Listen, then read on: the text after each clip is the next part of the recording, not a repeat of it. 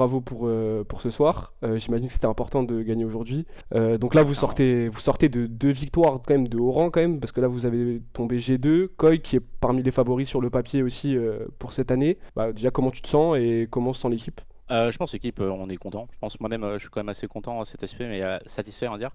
Mais je pense qu'il y a pas mal de points, des petits détails qu'on doit revoir. Je pense que par rapport, on va dire aux directives qu'on a données, je pense que presque tout a été respecté, mais je pense qu'il y a quand même des points qui sont très importants qu'on doit mentionner en tant qu'équipe. Mais sinon, ouais, content, satisfait. C'est bien qu'on commence en 2-0.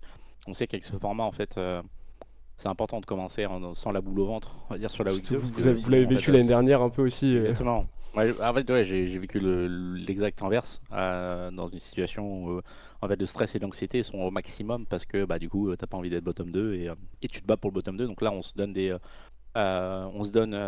très bonnes chances. On se donne aussi de l'avance que je pense que si on fait une 3-0 par exemple, on peut déjà essayer de se projeter sur la suite, donc sans aller forcément trop vite, parce qu'on est comme sur un split en fearless, quoi. Donc c'est un truc qu'on va devoir mentionner plus on avance. Mais non, je suis content, satisfait. Je pense que c'est assez normal vu les efforts qu'on a mis pendant la l'off-season, pendant la pré-saison, pendant la préparation du split.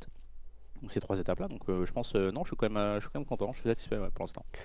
Ok, moi je veux revenir sur un truc avant de parler des BO3. Sur les BO1, j'ai l'impression aussi qu'il y a un truc qui est important, c'est de se fixer un peu une identité de jeu. Et ça, je trouve que vous l'avez pas mal bien fait. Je trouve que c'est pas mal identifiable un peu votre identité sur le côté.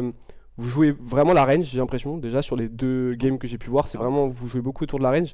Est-ce que, bah justement, est-ce que tu trouves que c'est important de se fixer une identité et de s'y tenir pour la phase de Je BO1? pense, je pense c'est important. Je pense que c'est surtout une question de répliquer ce qu'on a fait à l'entraînement et que l'entraînement soit bien structuré autour de quelle composition on va jouer on stage. Et ça, pour le coup, je pense qu'on l'a très bien fait. En fait, je pense que la compo qu'on joue en blue, la compo qu'on joue en red, en fait, c'est ça a joué. Je sais pas te dire, mais genre, je pense littéralement, genre cette semaine, on les a joués, on a dû faire, genre, je pense au moins 12 spots de chaque côté, quoi. Donc en fait, on les connaît quand même très bien. Après c'est surtout ça, c'est surtout une question. En fait, ça, le truc des BO, hein, c'est que la préparation de la draft, ça devrait vraiment être, genre, être au pixel près, j'ai envie de te dire, à la décision prête. Je pense que peut-être hier, on a fait une petite bêtise 4-5 et aujourd'hui, je pense que en vrai, tout est carré, hein, je pense. Hein. Ce draft-là, on savait qu'on allait jouer dans ça, on savait ça se passait dans ce cas-là, on avait préparé le scénario et en fait, on se retrouve aussi avec un scénario où on se retombe sur nos pattes, c'est ça aussi qui est important. Après, de là jusqu'à dire identité, je pense que c'est en fait une question de méta aussi d'une certaine façon. En fait, tu as des champions qui sont forts et du coup tu es obligé de les jouer. Par exemple, tu joues Varus dans beaucoup de games, en fait tu vas pas pouvoir jouer on hit et bah, tu es obligé de jouer Varus Mm. TIT. Donc c'est à dire que tu faut les discipliner autour de la range, tu vois. Et après je pense qu'on a essayé des bons joueurs. C'est qu'en fait ces compositions là on les draft parce qu'on les a practice en scrim et C'est qu'en ça que fait ça j'allais s'est dire, bien c'est passé que parce qu'on a fait les bonnes choses et ça, ouais. ça doit être compliqué en vrai. Enfin, on va dire, c'est des drafts qui sont compliqués à jouer en LEC en général. Il n'y a pas toutes les Ouais, équipes qui sont capables de jouer des draft range ouais, à ce niveau-là. Surtout contre les plus grosses équipes comme vous l'avez fait comme G2 ou Koi, qui sont ouais. préparés contre ça. Mais du coup, voilà, donc vous, tu dirais que c'est pas non plus votre identité, mais juste Non, que je pense pas. pour l'instant, vous êtes sur Je ça. dirais, je pense que l'identité, c'est un grand mot. Ok. Je pense qu'on a des forces sur certaines drafts, notamment celles qu'on a jouées. Mais pour le coup, je pense que c'est vraiment le point fort qu'on a. Après, à voir si ça arrive à le faire en stage aussi. En fait, on est très versatile, je pense, en tant qu'équipe. On est très flexible sur les différentes compositions qu'on peut jouer. Donc maintenant, faut voir comment, parce qu'on n'a toujours pas joué les autres compositions. Donc Mm. en fait, jusqu'au moment où on joue ces compositions-là, faut voir comment justement ça se passe. Tu vois, Ouais. si on arrive à transmettre, translate aussi ce qu'on a fait en scrim on stage. Mais identité, c'est vraiment un gros mot. Hein. Pas un gros mot. Hein. Si, c'est un peu un gros mot. Moi, je trouve que c'est un peu un gros mot. Je pense c'est juste en fait c'est juste le fruit de l'entraînement qu'on a fait. Ok. Donc ouais. Ok. Tu parles de versatilité. Moi, ça me fait penser un peu à un joueur, c'est Yike. Mhm. On sait que de base, lui, son mojo, c'est les carries. Euh, Là, voilà, c'est là où je te vois un peu sourire.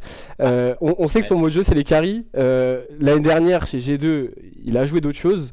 Mais à la ouais. base, quand même, Yike, c'est quand même un gros joueur de carry. Pour l'instant, vous l'avez principalement utilisé sur des junglers setup. Alors Comment. c'est vraiment unlucky. Hein. Ok, C'est c'est vraiment unlucky pour lui, hein, parce qu'en vrai, des compos carrés, on en a beaucoup quoi, de prêtes. ok. Mais ouais, c'est juste unlucky. Bah, dans les scénarios qu'on a, on a dit bah dans ce cas-là, faut que tu locks Joanie et là, bah, c'est à toi de prendre le Maokai quoi. Donc Ok. je pense que c'est juste unlucky. Après, en fait, c'est un très bon joueur de carry, ça on le sait, et on est prêt à jouer ces compos là. Après, en fait, le truc qui est intéressant, c'est qu'en fait, chez G2, il faut savoir aussi que par contre, les compositions sur lesquelles il a les plus hauts win rates chez G2, c'est les deux c'est les trois Ouais. champions qu'on a joué, deux champions qu'on a joué. Hein. C'est Joanny C'est ça Mokai, aussi le truc en fait. Ouais, c'est pour ça que vraiment, enfin, je pense qu'on est très versatile et je sais aussi, il est très très très efficace sur les carries, tu vois. Après, je pense que c'est un style de jeu qui est en Europe en tout cas, c'est plus dur à jouer parce qu'en fait, il faut que tout le monde soit individuellement très fort, mais pour le coup c'est qu'en fait je pense qu'on est tous individuellement très forts dans l'équipe, donc en fait on va pouvoir jouer ce genre de composition. Ok. Et après aussi bon, il y a une autre question, c'est que thématiquement certaines compositions counter d'autres, donc en fait Ah, c'est bien là sûr. où c'est intéressant, et aussi en fait là aussi le gros point fort par rapport à Yike, c'est qu'en fait ça fait 2 ans qu'il est qu'il était chez G2, et du coup ça fait 2 ans qu'il fait MSI, Word, etc. Donc toutes les méta il les a eues, donc il les connaît, donc après en fait je connais ses préférences et c'est très facile pour nous de drafter derrière en fonction des préférences qu'il a, tu vois. Je pense que ça c'est vraiment. Là, je divague complètement, mais je Non, mais pense t'inquiète. vraiment. Moi, mon rôle là sur ce split là, c'est faire en sorte que Calice d'un côté, forcément, il fasse sa transition, qu'il joue, mais ça, j'ai aucun. Je sais que ça va se faire, tu vois. Il y aura peut-être des accrochements par-ci par-là dans certaines games, tu vois, ça arrive. Mais je pense que vraiment pour Yaya, il faut qu'il. Je pense que. Genre, faut que ça soit, je vais pas dire le MVP de la ligue, mais si, tu vois, qu'il soit capable d'être le joueur qu'il a envie d'être et qu'on lui donne les clés sur certains points. Je pense que c'est vraiment ça qui est important. Je pense que en comparaison, on aurait peut-être pu faire la même chose avec Closer au Summer, mais on était sur un timing et une préparation qui est très très petite par rapport à d'autres équipes. Que en fait la transition quand on est passé sur des carrés jongleurs, c'est pas très bien passé en Ouais, bien fait. Et sûr. dans le BO5 contre BDS, ça se voit, tu vois.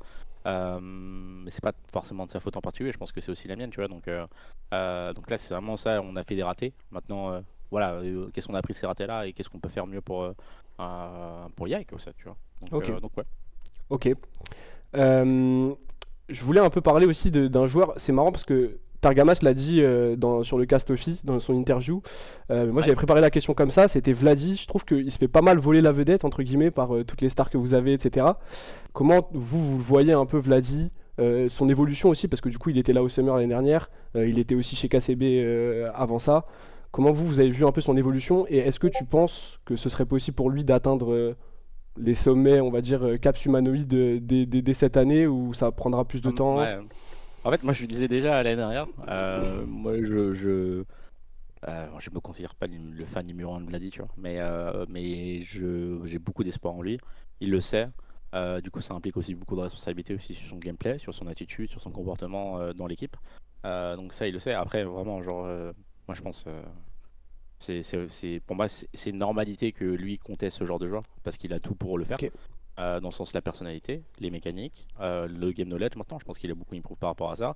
Là, peut-être ce qui manque un peu, c'est du leadership. Et le dernier point aussi qui est très important par rapport à lui, surtout en tant que millénaire, c'est capacité à clutch des games, tu vois. Ça, c'est très important. C'est peut-être le dernier step sur lequel je l'attends, mais je sais que l'année dernière, quand je avais déjà commencé à discuter ce genre de choses, bah, il fait une partie sur Imperial contre SK, on gagne la game, quoi.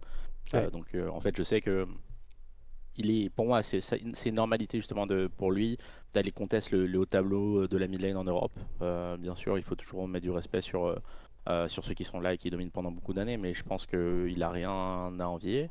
Le seul point sur lequel en fait on avait vraiment, enfin il fallait vraiment qu'il improve l'année dernière, c'était la phase de lane. Je pense que hier contre Cap ça se passe super bien, aujourd'hui contre Joe ça se passe super bien, même s'il a des bons match-ups, tu vois. Mais même dans les bons match-ups, Il il fait manquait un super peu bien de bon jouer, je match-up pense, justement l'année dernière, de ce qu'il disait souvent, j'ai Attends, tu l'impression. blâmes, là. Non, Non, mais bah c'était après, souvent c'est que vrai qu'en vrai, c'était lui il qui devenait devait blind blind. pick, ouais. Ouais, il devait blind pick beaucoup de match-up, mais et après, je pense qu'en fait, le problème de ça, c'est que par contre, on avait besoin d'avoir des sides qui sont forts, tu vois. Mm. Je pense que Kana était très fort, mais je pense que par exemple, en fait, on était un peu stuck sur la méta Zeri, Keisa et Ouais. Zed. Ce qui fait qu'en fait, t'as pas forcément de pressure au bot, si surtout ça joue des H, des Kalista, etc. Quoi. Je pense que c'était ça le problématique, parce que je pense que c'est ok de blind pick mid, mais dans ces games-là, par exemple, il blind pick mid, mais en fait, il blind pick le meilleur champion du jeu, quoi. Ouais. Donc, en fait, c'est facile, tu vois. Mais non, mais par contre, il faut qu'on soit cohérent aussi avec nos drafts. Je pense que c'est un peu ça qui manquait l'année dernière. En fait, on a beaucoup de senior comp où, en fait, on a de la senior comp inversée, c'est-à-dire les senior comp d'habitude, ce que j'appelle ça, c'est genre les drafts où, genre, c'est par exemple la draft de Koi, c'est une senior comp, tu vois. Ouais. Il n'y a pas d'engage, t'as que des strong lane théoriquement et GL, tu vois. Ouais. Tu dois gagner sur ton early. Nous, on était l'inverse, on était en mode bon, bah, on va draft du scaling et bah, GL à nous si on arrive à gagner les games, tu vois. Ouais. Si on arrive à arriver sur des Drake ou sur des barons avec un gold déficit qui est au correct et qu'on a gagné. Donc là, c'est vraiment l'objectif d'être assez cohérent par rapport à ça, qu'en fait on se retrouve plus dans des compositions comme ça, qu'on ait des compositions équilibrées comme celle d'aujourd'hui. Je pense que là, on a Varus Rel, donc Alistar et Nata, c'est un losing match-up, mais c'est pas grave parce qu'on a Corki dans Rally, Mm. on a Counter picked up et on a un jungler aussi qui peut se permettre de sacrifier des camps s'il y en a besoin, tu vois. Donc ouais, non. Question de cohérence, je pense. Et ouais, pour revenir sur Vladi, pour moi, c'est une normalité s'ils contestent le haut de tableau. Par contre, la question, c'est derrière, tu vois. Et si on va sur les premiers événements internationaux, mais on en est encore loin, donc je vais pas t'en parler tout de suite. Bah, Mais sky is the limit, quoi. Ok, bah justement, je vais aborder Sky is the Limit, désolé.